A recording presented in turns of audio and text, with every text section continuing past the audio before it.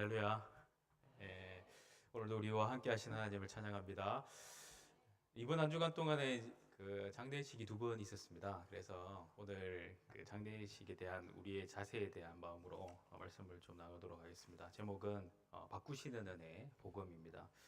이 누가복음 7장이 이제 등장을 하는데요. 이 등장하는 이 누가복음 7장 앞에는 우리가 잘 아는 백부장의 종을 고치시는 그 예수님의 모습이 등장을 합니다.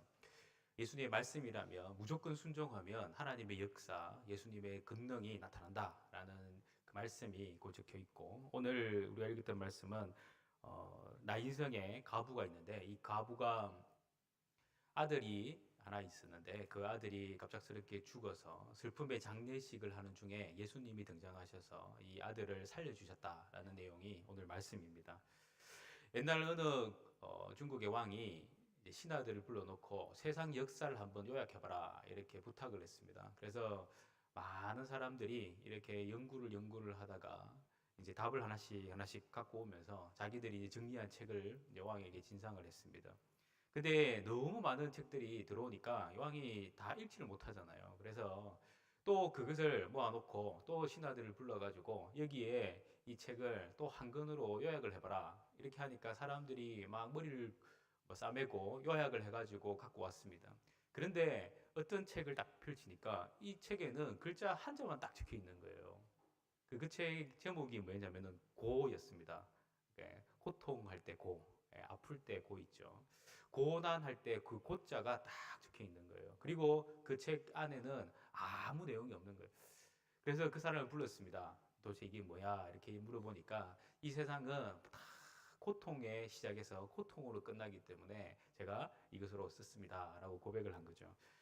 왕이 깨달은 겁니다. 아, 이 세상은 시작도 고난이고 죽을 때도 고통으로 죽는구나. 그래서 우리의 인생을 고라고 표현하는 것이 맞구나라고 생각을 한 거죠.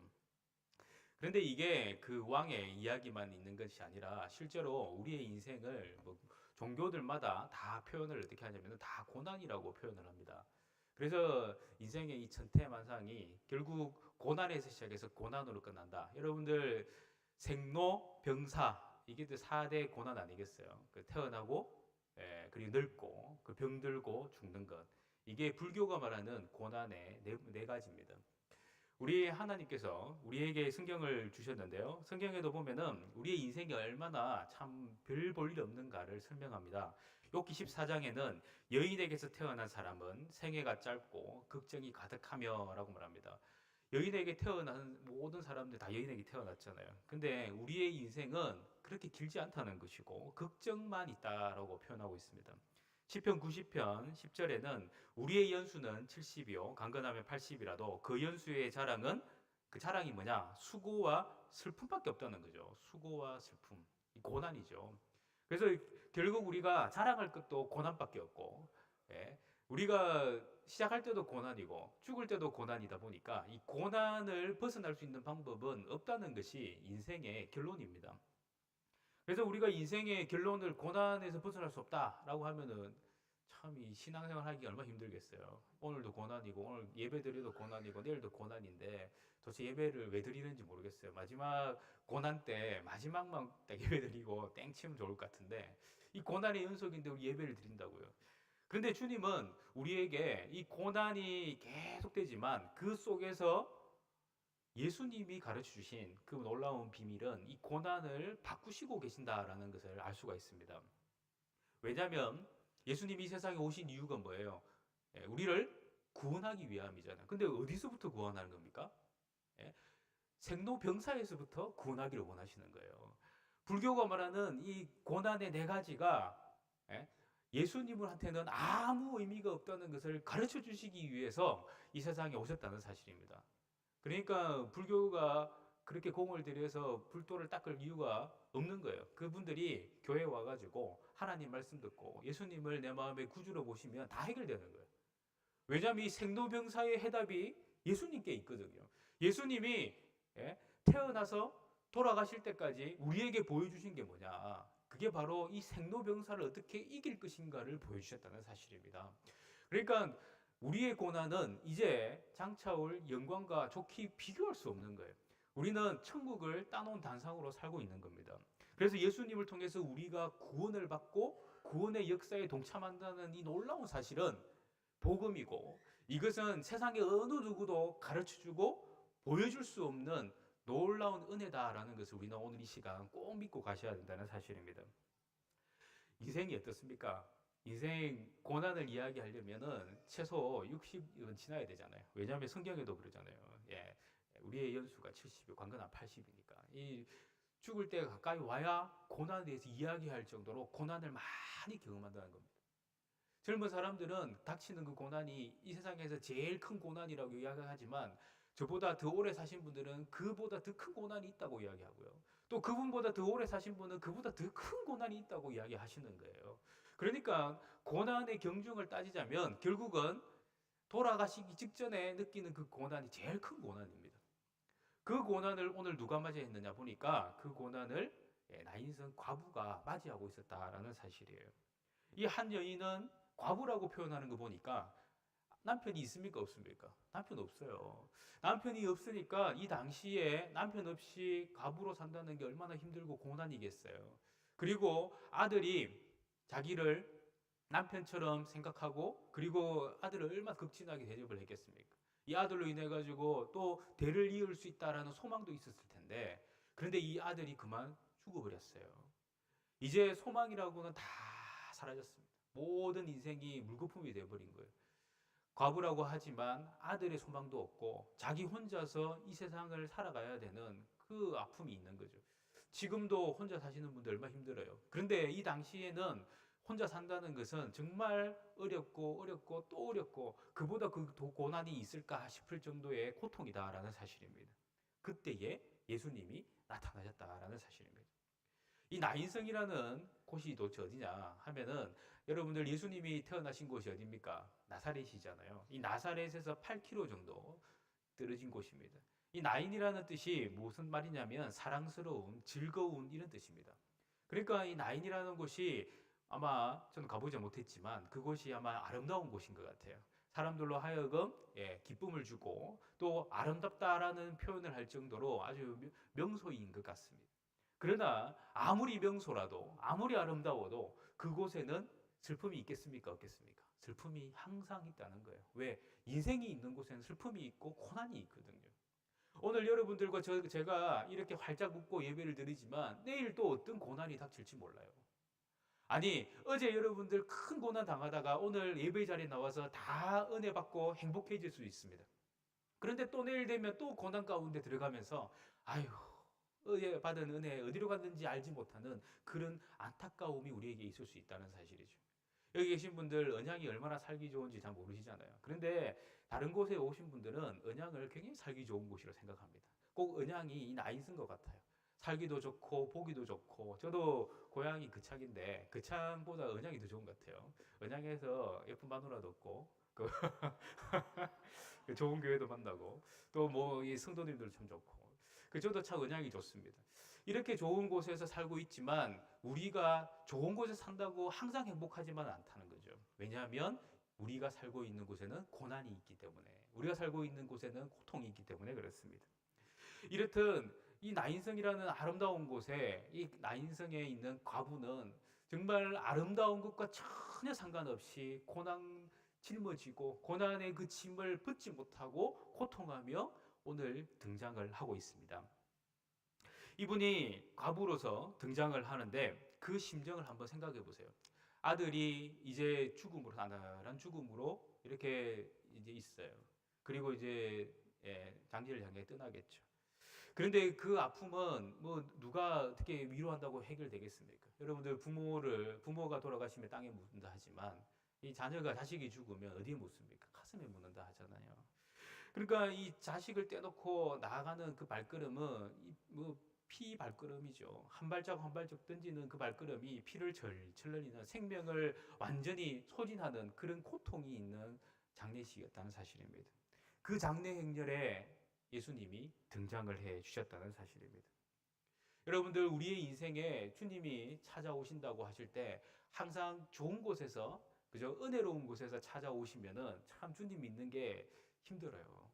왜냐하면 항상 우리가 행복하지 않잖아요. 여러분들 오늘 이 자리에 오실 때 많은 분들이 행복한 얼굴로 오늘 오셨습니다. 제가 인사를 해보니까 정말 행복해 보이시더라고요. 그런데 어떤 분들은 뭐 겉으로는 행복해 보일지라도 마음속에 참 알지 못하는 그 고난을 가지고 오늘 이 자리에 오실 수도 있습니다. 근데 주님이 우리가 정말 행복한 모습으로 있는 그 모습으로만 주님 만나신다면 정말 우리는 주님 만날 일이 손꼽아서 기다려야 되는 순간이 올 수 있습니다. 근데 놀라운 사실은 주님은 행복한 사람도 만나시고 아주 불행한 사람도 만나시고 정말 고난 가운데서 어떻게 해야 될지 모르는 그런 사람들도 만나신다는 사실이에요. 오늘 만난 이 나인슨 가부는 정말 절망 중에 절망인 사람 중에 한 사람이죠. 이보다 더 고통인 사람도 없을 거예요. 남편 잃은 슬픔, 이제는 아들 잃은 슬픔까지 다 겪고 그 겪은 것으로 이제 어떻게 살까 미래가 암담한 사람이 바로 이 나인슨 가부였다는 사실입니다. 죄의 삭선 사망이기 때문에 이 사람이 죄를 많이 지어가지고 얼마나 죄를 지었길래 남편도 잃고 아들도 잃고 참 지지도 복도 없는 사람이야. 저주받은 사람이야. 이렇게 표현할 수도 있을 거예요. 그런데 예수님이 찾아가신 걸 보니까 그 사람이 꼭 그렇지만 않은 것 같아요. 우리의 인생에 고난이 올 때, 고통이 올 때, 내 인생이 하나님께서 넌 정말 나쁜 놈이야. 네가 지금까지 저지른 죄 때문에 내가 너를 시궁창에 던져버리고 싶은데 요만큼만 준다, 고난을. 이렇게만 생각한다면 우리 주님 정말 미울 거예요. 근데 우리 주님이 우리를 보실 때 이 세상에 어떤 사람도 의인이 없기 때문에 우리는 다 죄 때문에 죽어 없어져야 될 인생이기 때문에 다 아시고 계시는 거예요. 다 아시고 주님이 만나시고 계시는 거죠. 그래서 주님이 오늘 이 나인선 가부를 만나시는 그 마음은 다 한다. 다 한다. 이런 마음으로 오셨다는 사실입니다. 우리 인생을 누가 구원해 줄 수 있겠어요? 사람이 옆에 있는 친구들이 아니면 친척들이 나를 좀 도와줄 수는 있을 거예요. 그거는 뭐 기껏 해봐야 몇 달, 뭐 1년 가겠어요. 이 당시에 얼마나 사람들이 잘 살겠어요? 그렇게 잘 살지 못합니다. 그러니까 옆에서 도와줘봐야 그 과부를 위해서 해줄 수 있는 게 없어요. 그런데 정말 돈도 없으신 그 예수님이 등장을 하신 거예요. 예수님이 그에게 줄 수 있는 게 뭐가 있겠어요? 예수님이 다른 사람들에게 주신 거 보니까 뭐 오병이어의 기적을 통해 가지고 물고기 2마리 보리떡 5개 사람들을 막 먹이시는 것들도 아마 들었을지 몰라요. 또 예수님이 지나가시면서 하시는 말씀들을 사람들이 듣고 아멘 아멘 하면서 정말 예수님을 우리의 왕으로 모셔야 돼 하는 그런 말씀을 들었을지도 몰라요. 그런데 그 말씀이 이 과부에게는 진짜 다가오지 않아요. 왜냐하면은 그것은 정말 그래도 남편이 있고 그래도 아들이 있고 조금 소망이 있는 사람에게 하는 말이지 나한테는 아무 소용이 없는 거예요. 왜? 지금 나에게는 남편도 없고 자식도 죽었거든요. 그러니까 예수님이 찾아온다고 해서 그 인생이 진짜 바뀌는 게 아닌 것을 자기는 알고 있어요. 그런데 예수님이 그를 만나시고 계신다는 사실입니다. 우리가 우리 스스로를 구원할 수 없기 때문에 예수님은 그걸 다 알고 계시는 거예요. 네가 아무리 고통스러워해도 그 고통을 해결할 수 있는 사람이 아무도 없다는 걸 알고 계시면서 예수님은 이 과부를 만나시고 계신다는 사실입니다. 히브리서 4장 15절 말씀을 보면은 이런 말씀이 있습니다. 우리에게 있는 대제사장은 우리의 연약함을 동정하지 못하실 리가 아니요 모든 일에 우리와 똑같이 시험을 받으신 이로되 죄는 없으시니라. 예수님이 어떤 분인가를 표현하는데 우리의 연약함을 동정하실 수 있는 분이다라고 이야기를 하고요. 개혁 성경을 이제 예전의 성경으로 보면은 체휼을 하시는 분이다라고 이야기를 합니다. 그러니까 예수님이 우리를 똑같이 우리의 지금 감정, 우리의 육체에 느끼는 그 고난, 우리가 당하는 여러 가지 상황, 환경들을 통일하게 느낄 수 있는 분이시고 느끼고 계시고 또 그렇지만 죄는 완전히 없으신 놀라운 분이다라고 말씀을 하고 있다는 거죠. 그렇다면 예수님이 이 세상에 오실 때 어떻게 오셨습니까? 정말 낮고 천한 자리에 오셨잖아요. 하나님이 이 세상에 오셨어요. 그런데 왕으로 오셨다고 말씀하셨지만 실제로 오신 곳은 어디예요? 마구간에서 오셨어요. 예수님은 태어날 때부터 도망자의 신세였습니다. 그러다 보니까 자기 집에서 자기 태어난 곳에서 호적을 못하고 또 애굽에 한번 갔다가 와서 호적하는 곳에 또 가야 되는 그런 곤란도 겪었어요. 그리고 자라면서 아버지가 또 일찍 돌아가셨잖아요. 아들로서 어떻게 합니까? 어머니를 봉장하고 동생들을 봉장하는 일에 힘썼습니다. 그러니까 예수님의 인생은 어떻게 보면은 이 나인성 과부의 마음을 다 알 수 있는, 아니 예수님이면 이 나인성 과부의 마음을 다 느낄 수 있는 그 모든 것을 갖추고 계신 분이죠. 그러니까 예수님이 공감 못하실 일이 없다는 것이에요.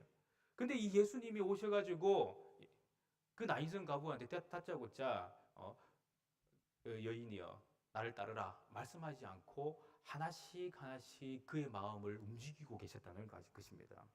첫 번째로 예수님이 그에게 나오신 게 뭐냐면 13절 말씀입니다. 우리 13절 같이 한번 읽겠습니다. 시작. 불쌍히 기사 울지 말라 하시고, 이 말씀해 보니까 예수님이 과부를 보셨어요. 예수님이 과부를 딱 보시고 어떤 마음을 여기셨다고요? 불쌍히 여기셨다라고 말씀합니다. 마음에 불쌍한 마음을 가지셨다고 이야기해요. 자, 여러분들 불쌍한 마음이 금방도 제가 말씀드린 것처럼 동정하는 마음, 체휼하신 그 마음을 다 갖고 계신다는 거죠. 그 사람을 똑같이 느끼고 계신다는 겁니다. 오늘 이 자리에 계신 우리의 성도님들 모든 분들의 마음을 하나님은 다 어떻게 해요? 다 느끼고 계세요. 에이, 주님 뭘 느끼시는 게 아니고요. 주님은 지금 다 느끼고 계시는 거예요. 내 마음에 지금 흔들림이 있는지 없는지, 지금 내 마음에 울컥하는 마음이 있는지 없는지, 내 마음이 지금 어떤 상황인지 다 알고 계신다는 거예요. 다 알고 계시는 그 예수님이 과부에게 불쌍한 마음이 생기겠다는 것입니다. 진정한 표현으로 보면은 예수님은 과부의 마음을 다 읽고 그와 똑같이 마음이 괴로웠다라는 것으로 바꿀 수 있는 거죠. 그런데 예수님이 불쌍하다고 생각하고 불쌍해, 불쌍해. 그게 우리가 할 수 있는 일이잖아요. 그런데 예수님이기 때문에 아주 강력한 메시지를 하나 던져주셨어요. 그게 뭐냐면 울지 어떻게 봐요? 말라. 우는 사람한테 울지 말라는 거예요. 여기서 우리는 은혜가 좀 생겨야 됩니다. 여러분들 하나님이 그죠? 이것 해라 하면은 이것을 통해서 뭘 주시길 원할까요? 예? 하나님 여러분들에게 예배를 잘 드려 이렇게 말하면은 예배 잘 드리면 뭘 주시길 원하실까요? 예, 우리가 좋아하는 복을 주시려고 하시는 거죠. 하나님은 우리에게 약속 있는 말씀만 주십니다. 그죠? 하나님은 그죠? 열매 있는 말씀만 주신다는 거예요. 자, 예수님이 울지 말라 하면은 울지 않으면 어떤 일이 생겨요? 울지 않을 일이 생긴다는 겁니다. 믿습니까? 예? 이걸 믿어야 되는 거예요. 이걸 믿어야 되는 거예요. 예수님이 울지 말라 하면은 울지 않으면 울지 않을 일이 생기는 거예요. 지금 과부의 심정을 예수님이 안다? 모른다? 안다는 거죠. 완벽하게 아시는 거예요. 예수님은 이 과부가 지금 뭐 때문에 울고 있는지, 무엇으로 고통하고 있는지 다 알고 계시는 거예요. 그 다 알고 계시는 그 예수님이 울지 말라고 하시는 거예요. 그러면은 이 과부는 그게 안 울기 쉽지 않잖아요. 이분이 뭐 말을 한다고 해서 내가 안 울 수 있으면 좋겠는데 그게 쉽지 않잖아요. 여러분들 예배 잘 드려야 된다는 거 아는데도 예배 자리에 오면 눈꺼풀 땡기는 거 어떻게 하겠어요? 그죠? 기도하면 우리 문제 해결됩니다. 알아요. 그런데 기도 잘 안 하시잖아요. 왜냐면은 기도 정말 코너에 몰릴 대로 몰리면 그때 기도하잖아요. 우리가 보면. 우리 인생이 그래요. 우리가 정말 하나님 말씀 잘 들었는데도 실제로 생활의 면에서는 그 하나님 말씀 이루어가는데 순종하는 데는 정말 못 따라갑니다. 예수님은 그거 하시는 거예요. 그러니까 예수님이 울지 말라 하시고 그 다음에 하시는 행동이 있었어요. 그게 뭐였냐면 14절인데요. 14절 한번 보겠습니다. 시작. 가까이 가서 그 관에 손을 대시니 맨 자들이 서는지라. 예수께서 이르시되 청년아 내가 내게 말하노니 일어나라 하시매. 예수님이 울지 말라 하시고 이제 강력한 의지를 딱 표현하시고 나서 갑자기 하신 행동은 관에다가 손을 대시는 거예요. 여러분들 그 민수기 19장에는 관에 죽은 사람 시체에다 만지지도 말라 했어요. 장례 치르는 사람 말고는 못 만지게 돼 있어요. 부정 탄다고. 그러니까 예수님은 지금 관에 손을 대는데 이 당시에 관이 지금과 같이 뚜껑 있는 관이 아닙니다. 일단 들것 같은 그런 곳에다가 사람을 실어가지고 가는 거예요. 상여죠, 상여. 상여를 이렇게 들고 가는 거예요. 그러니까 예수님이 관에 손을 대시는 게 실제로는 어디에 손을 대신 거예요? 예, 사람 시체 위에 손을 대시는 거예요. 사람이 시체 위에 손을 대시는데 모든 사람이 다 보고 계시는 거예요. 야, 이 사람이 지금 돌았나? 왜 그래? 지금 부정 타는데, 제가 부정 타면은 우리도 그 사람 그 책 하면 안 되는데, 근데 예수님은 생사와 만물의 주관자가 되잖아요. 예수님은 죽고 사는 것이 중요한 게 아니에요. 왜? 본인이 하나님이시니까. 관에 손을 대는 이유가 뭐가 있겠어요? 저주받으려고 손을 댑니까? 아니면 불결하기 위해서 손을 댑니까? 아닙니다. 더 이상 이 사람이 시체가 아니기 때문에 손을 대시는 거죠. 왜? 예수님만 하실 수 있기 때문에 그렇습니다. 예수님이 하신 이 놀라운 일들, 이 파격적인 일들, 그렇지만 관에 손을 대는 그 순간 역사가 일어나기 시작했다는 사실입니다. 이제 죽은 사람이 살아날 준비가 스탠바이가 되는 거예요. 아무도 알지 못하죠. 그냥 울지 말라는 그 단어가 과부에게는 위로가 아니라 어떻게 보면 충격이 될 수 있습니다. 충격이 될 수 있어요. 충격적인데 그 충격에 충격을 더 주는 거예요. 관에다 손을 대고 시체에 손을 대고 있으니까. 근데 그 충격이 이제는 더 큰 충격으로 다가오는 거예요. 예수님이 뭐라고 하십니까? 예? 청년아, 내가 내게 말하노니 일어나라. 이거는 아무나 할 수 없는 일이잖아요. 죽은 사람 보고 일어나라고 하는 것은 예수님만 할 수 있는 일입니다. 예수님만 할 수 있는 이 충격적인 말씀 가운데 이 청년이 벌떡 일어났다는 사실입니다. 오늘 우리가 인생을 살다 보면서 많은 어려움이 있지만 그 어려움 속에서 우리는 하나님 말씀을 듣습니다. 설교 말씀을 듣는다고요. 여러분 설교 말씀을 하나님 말씀을 본다고요. 그런데 이 하나님 말씀을 어떻게 볼 것이냐라는 거예요. 오늘 이 말씀을 보면서 야 정말 예수님 우리가 지금 예수님이 있었다면 우리 어머니도 벌떡 일어났을 건데 예수님이 지금 계셨으면 우리 자녀도 벌떡 일어났을 건데 예수님이 지금 계시면 내 몸이 완전히 지금 다 개운하게 나을 건데 우리 이런 생각을 합니다. 그런데 왜 이 당시에는 이런 일이 일어나고 지금은 이런 일이 일어나지 않느냐? 근데 우리가 한번 생각을 해보면 이 일이 필요한 이유가 있어요. 아직 예수님이 십자가에 달려 죽기 직전의 일입니다. 그러니까 예수님이 십자가에 달려 죽으시고 부활하셔서 이 세상 가운데에 나타나셔서 내가 곧 길이요 진리요 생명이니 나로 말미암아 하나님 나라에 갈 사람이 없고 그죠? 나는 부활이요 생명이기 때문에 그죠? 나를 믿는 자는 영원히 죽지 않는다라는 그 복음의 역사가 아직 이 땅 가운데 임하지 못한 시절이에요. 예수님이 죽으시고 부활하시는 그 역사가 일어나야지 되는 그 이전의 순간이기 때문에 예수님은 이 모습을 통해서 우리에게 보여주시는 것이 있다는 겁니다. 뭐냐 하면 여러분들이 고통스럽습니까? 괴롭습니까? 나이든 가부의 아들이 벌떡 일어난 것처럼 우리의 인생에도 벌떡 새롭게 일어나는 역사가 일어난다는 거죠. 왜냐하면 부활이 있기 때문에 그렇습니다. 나인선 가부의 아들은 오늘 일어났다가 언제 죽을지 몰라요. 내일 죽을지, 한 달 후에 죽을지, 1년 후에 죽을지, 10년 후에 죽을지. 그렇지만 분명한 것은 우리는 죽어도 산다는 겁니다. 언제까지? 영원히 산다는 거죠. 여러분들 오늘 죽었다고 벌떡 일어나가지고 내일 죽는 게 좋겠습니까? 오늘 죽어도 영원히 벌떡 살아나는 사람이 되기를 원하십니까? 영원히 사는 사람이 되기를 원치 않겠어요? 그것이 바로 예수님을 믿는 부활의 능력이다라는 겁니다.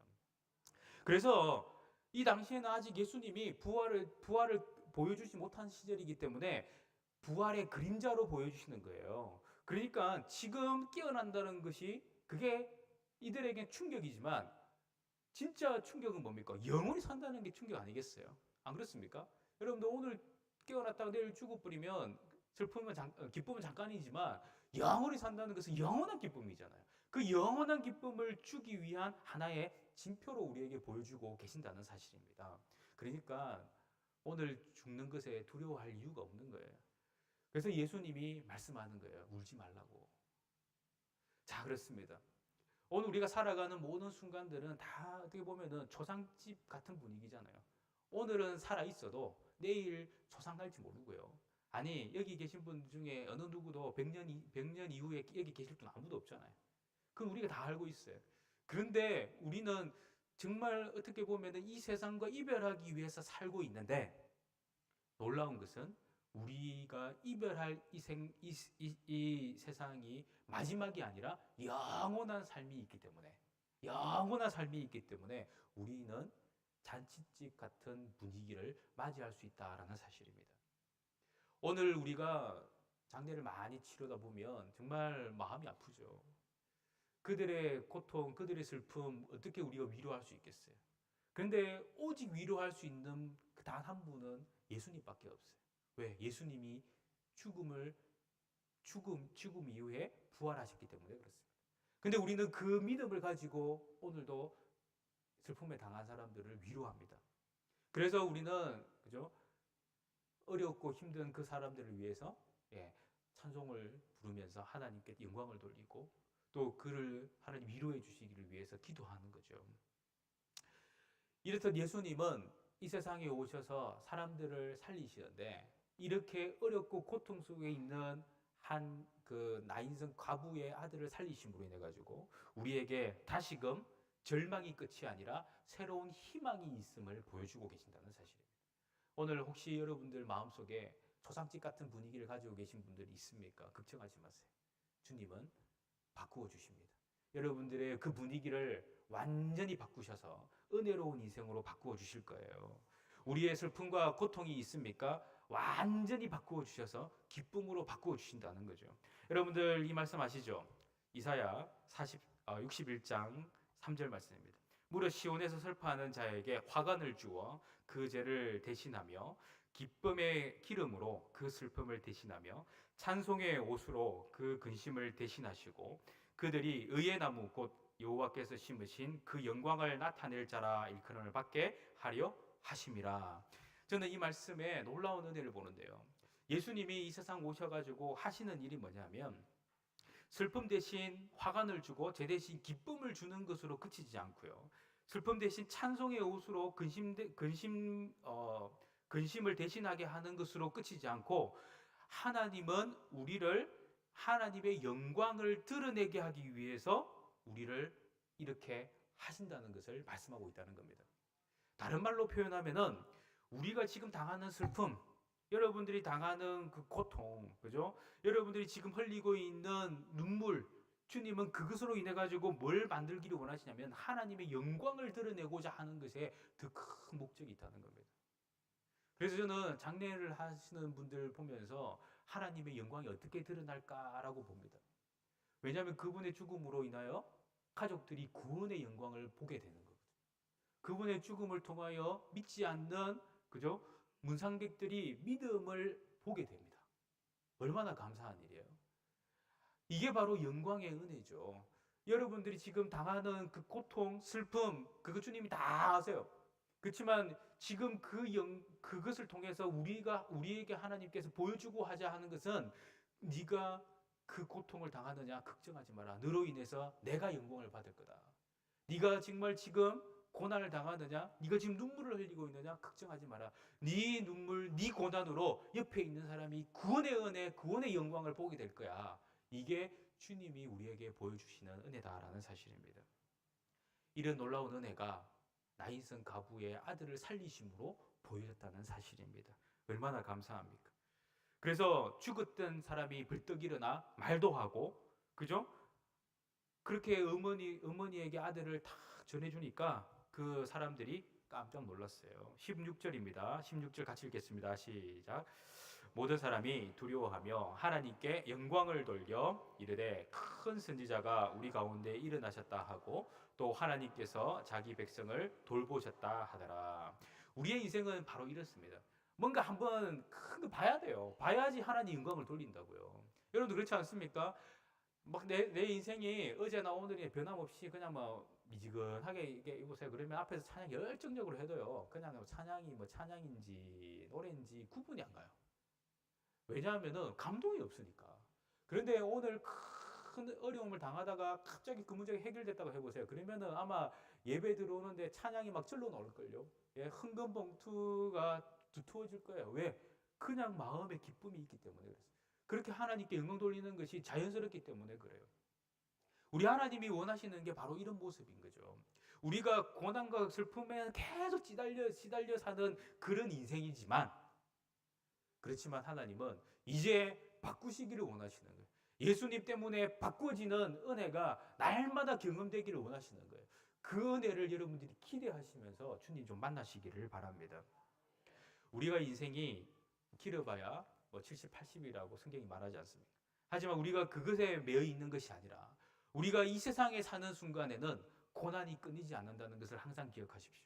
하지만 예수 믿는 사람, 예수님을 바라보는 사람, 아니 예수님을 만난 사람은 변화의 역사, 바꾸시는 은혜, 그 복음의 능력을 볼 수 있다라는 믿음을 가지고 오늘도 승리하는 저와 여러분이 되기를 같이 한번 축복합니다. 아멘. 우리 이 시간에 같이 한번 통성으로 한번 기도하기를 원해요. 그래서 이 시간에 기도하실 때는 우리 반주 잠깐 해주시고요. 기도하실 때는 하나님, 혹 내 마음에 내 인생 가운데에 정말 초상집 같은 그런 고난, 고통, 어려움이 있을 때 주님, 내가 이것을 예수님 때문에 바뀌어지는 은혜가 있기를 바랍니다. 초상집이 잔치집이 되고 내 슬픔이 하나님께서 주시는 화관으로 바꾸어지는 은혜, 그 놀라운 은혜를 보기를 원합니다.